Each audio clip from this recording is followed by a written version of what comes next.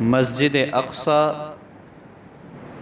کے فضائل قرآن کریم کے اندر مسجد اقصی کا جہاں ذکر ہوا، رب کریم نے وہاں برکت والی جگہ کا ذکر کیا کہ یہ مسجد اقصی کو قرآن کریم میں برکت والی جگہ کہا ہے، یہ برکتوں والی جگہ ہے، اور یہ قبلہ اول ہے۔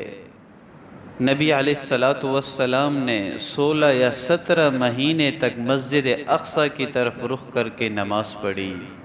یہ مسلمانوں کا قبلہ اول ہے، اور یہ شعائر اسلام میں آتا ہے، جیسے مسجد حرام کی حرمت اور تقدس ہے، اور جس طرح مسجد نبوی کی تقدس ہے، اسی طریقے سے مسجد اقصی کا بھی تقدس اور حرمت اسی درجے کا ہے۔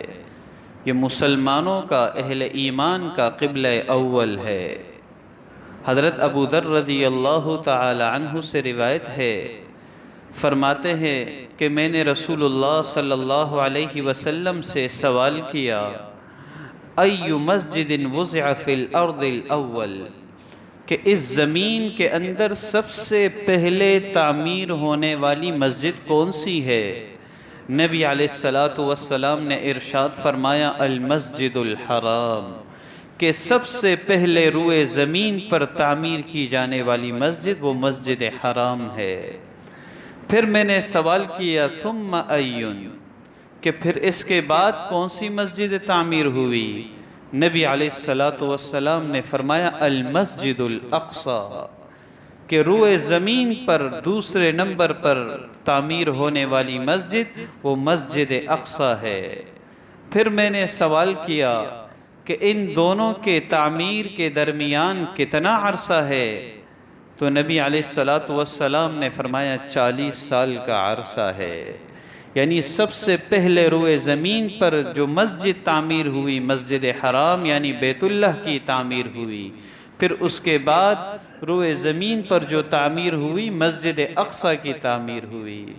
اس مسجد اقصی کی تعمیر سب سے پہلے داؤد علیہ السلام نے اس کا آغاز کیا، پھر اللہ تبارک و تعالیٰ کا حکم ہوا کہ باقیہ مسجد سلیمان علیہ السلام تعمیر کریں گے، پھر بیت المقدس کی بقیہ تعمیر، اس مسجد اقصی کی بقیہ تعمیر حضرت سلیمان علیہ السلام نے مکمل کی۔ تو یہ مسجد فلسطین کی سرزمین پر واقع ہے، اور فلسطین ملک شام کے اندر آتا ہے۔ یہ بہت بابرکت سرزمین ہے۔ قرآن کریم کے اندر ذکر سبحان الذی اسری بعبدہ لیلا من المسجد الحرام الی المسجد الاقصی، کہ جب نبی علیہ السلام کو اللہ تبارک و تعالی نے معراج پر لے جا رہے تھے، فرشتے ساتھ تھے، تو مکہ مکرمہ سے مسجد اقصی تک کا سفر پہلے کیا، اور پھر مسجد اقصی کے بارے میں فرمایا التی بارکنا حولا، کہ اس کے ارد گرد اللہ نے برکتیں رکھی ہے۔ یہ مسجد اقصی وہ مسجد ہے کہ جس کے ارد گرد اللہ نے برکتیں رکھی ہے، کہ اس شہر کے اندر، اس ملک کے اندر اللہ نے برکتیں رکھی ہوئی ہے۔ اور پھر یہ مسجد اقصی ابن تیمیہ رحمۃ اللہ علیہ فرماتے ہیں، یہ زمین کے پشت پر واحد جگہ وہ ہے کہ جس پر تمام انبیاء بیک وقت جمع ہوئے جنہوں نے نماز پڑھی، وہ مسجد اقصی کی سرزمین ہے۔ کہ زمین پر کوئی خطہ ایسا نہیں ہے کہ جس پر تمام انبیاء ایک وقت میں جمع ہوئے ہو، وہی مسجد اقصی ہے جس پر ایک وقت میں تمام انبیاء جمع ہوئے۔ جب نبی علیہ السلام معراج پر تشریف لے جا رہے تھے اور نبی علیہ السلام نے امامت کروائی تھی، تمام انبیاء کی امامت کروائی، تو یہ مسجد اقصی تھی۔ اور پھر یہی مسجد اقصی سے نبی علیہ السلام پھر آسمانوں پر تشریف لے گئے، معراج پر تشریف لے گئے۔ تو یہ وہ جگہ ہے، اور اللہ تبارک و تعالی نے لوط علیہ السلام اور ابراہیم علیہ السلام کو حکم دیا ہجرت کا، تو اس سرزمین ملک شام کی طرف جب حکم دیا، قرآن کریم میں فرمایا وَنَجَّيْنَاهُ وَلُوطًا إِلَى الْأَرْضِ الَّتِي بَارَكْنَا فِيهَا لِلْعَالَمِينَ، کہ ہم نے لوط علیہ السلام کو نجات دی اور ان کو کہاں کا حکم دیا؟ اِلَى الْأَرْضِ الَّتِي بَارَكْنَا حَوْلَهَا، ایسی جگہ پر برکت والی زمین کی، وہ جگہ جو برکتوں والی ہے۔